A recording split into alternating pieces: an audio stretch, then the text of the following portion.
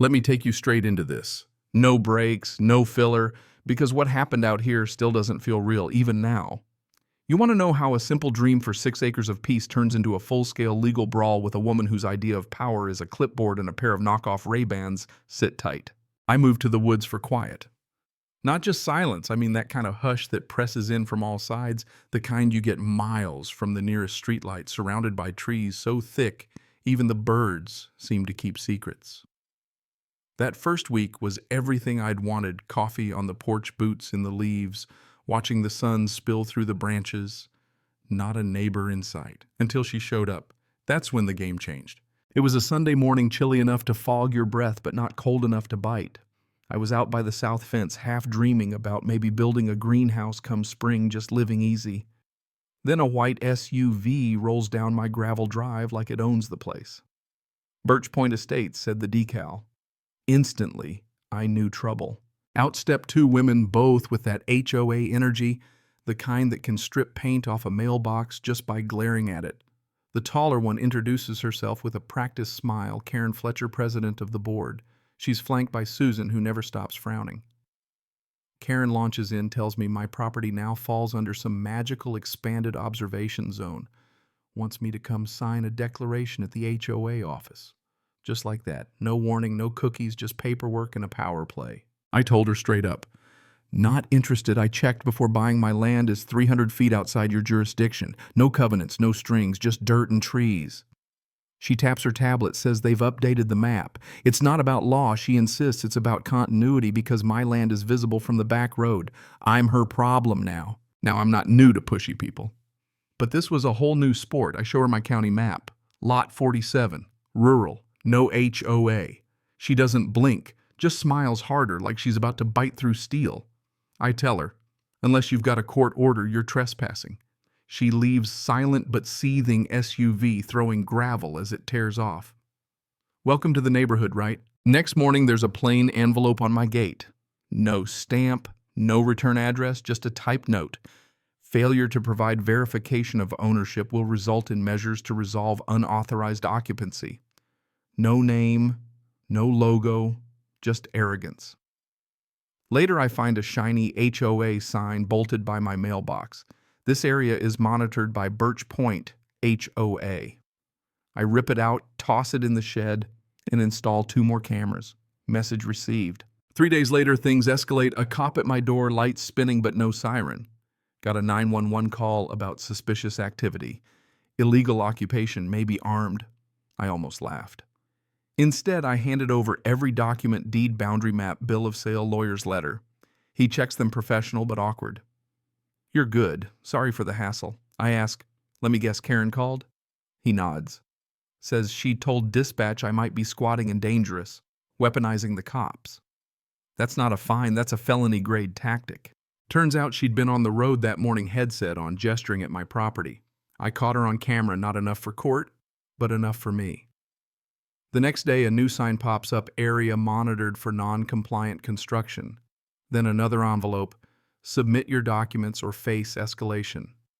I scan it, add it to a folder on my desktop labeled Birch Point Defense. This was war by paperwork. By Friday, the air had changed, like the trees themselves were waiting. A drone started buzzing over my property at 7:30 every morning. Not high enough to ignore, just enough to get under your skin. It circled slow, methodical. I never saw who launched it, but I knew what it meant. Intimidation, plain and simple. Then a new community bulletin lands in my mailbox, physically placed, no envelope. There's a section about unverified occupants and border integrity. Didn't name me, but it might as well have. I scan it all, tag it, defamation, harassment. That evening, I spot a guy across the road filming my land. He bolts when I walk his way. Another day, another sign. Managed zone compliance expected, planted at the edge of my easement. What the hell does that mean? I photograph it, printed, add GPS notes. The evidence folder gets thicker. I call my lawyer Eric. He sharp drinks his coffee black and doesn't scare easy. At first he laughs at my story. Then I send him the drone footage, the signs, the bulletin. He sobers up quick. They're manufacturing the appearance of jurisdiction, he says. If they make enough noise, they muddy the waters. That's the play. That's when I decided to hit back. Not with shouting, not with threats. With proof. Cameras, logs, screenshots, every letter and sign documented and indexed. A few days later, a brown envelope arrives inside a hand-annotated map with my lot outlined in red, a Sharpie question mark, and the words, "Is this really your land?" No return address, just more head games.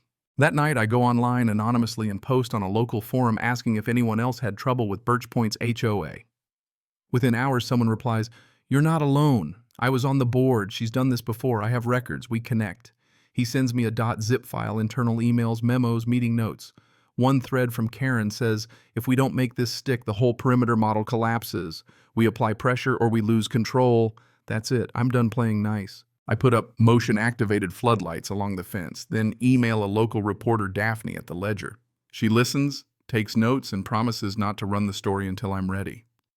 Eric goes through the new files, says it's actionable, defamation, harassment, abuse of emergency services. Let's go nuclear, I tell him. We fire off a formal demand letter, a complaint to the DA, and a civil claim. The language, ruthless. Cease and desist unauthorized surveillance, punitive sanctions. Within 2 days, the drone is gone. The signs disappear. But it isn't surrender, it's the quiet before the storm. Then comes the real twist, a full recording of an HOA board meeting leaks.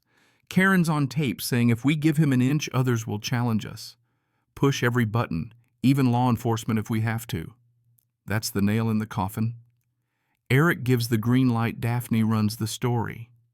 The headline is brutal, HOA, president accused of targeting property owner outside jurisdiction. The dam breaks, people from all over reach out. She did it to me, too. Thank you for standing up. Angela Rivera, a neighbor fined for painting her mailbox. The wrong shade of white gets in touch. She introduces me to a former board member who'd quit over Karen's power grabs. That night I patrol my fence with a flashlight recording everything, building an ironclad timeline. The case moves fast. The courtroom smells of dust and fluorescent lights.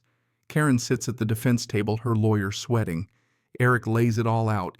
Deed footage, leaked emails, drone video, the 911 call transcript, and Karen's own words. Her lawyer argues good faith, but Karen on the stand folds under questioning. No evidence, no authority, just bluster. The judge doesn't waste time. You are not law enforcement. You are not zoning officials. You are neighbors, and you forgot what that means. Bang goes the gavel. Damages $285,000.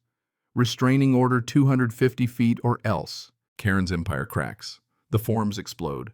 People who'd stayed silent start demanding answers. My favorite Leonard, fined 4 times for tomato vines, stands up at a meeting and says, if they can't find the edge of their own property, how can they run ours? Karen resigns officially, personal and reputational concerns. Angela confirms it wasn't even close. Susan steps down too. Nobody wants the job. 3 months later, things are finally quiet. My property, my rules. I even put up a granite sign at the gate, private property, not your HOA, not your business. Cost a fortune. Worth every penny. Funny thing though, after all the war, it wasn't the money or even the peace that hit hardest. It was the handwritten note in my mailbox, "I owe you thanks." I thought I was alone. Turns out I just needed to see someone else stand up. That right there, that's the lesson. You don't have to accept someone else's invented authority. Pressure only works if you let it. Karen's house. Sold eventually through a pocket listing. Angela moved too, found her own slice of crooked mailbox heaven. Me, I'm still here, same porch, same woods, new LLC, and a trademarked sign just in case. People drive by and take pictures of that granite marker. Some leave sticky notes, one just said, "Preach." Out here, it's not about winning some big moral victory. It's about proving to yourself that you don't have to bow to paper tigers or let other people define your boundaries. So here's my question for you. When does standing your ground become everyone else's win? Is there a line where neighborly ends and bullying begins? Have you ever had to fight for your peace just to keep what's yours? Drop your thoughts below, share your own HOA war stories, or just tell me where you stand when it comes to drawing lines, because trust me, the only permission you need out here is the one you give yourself.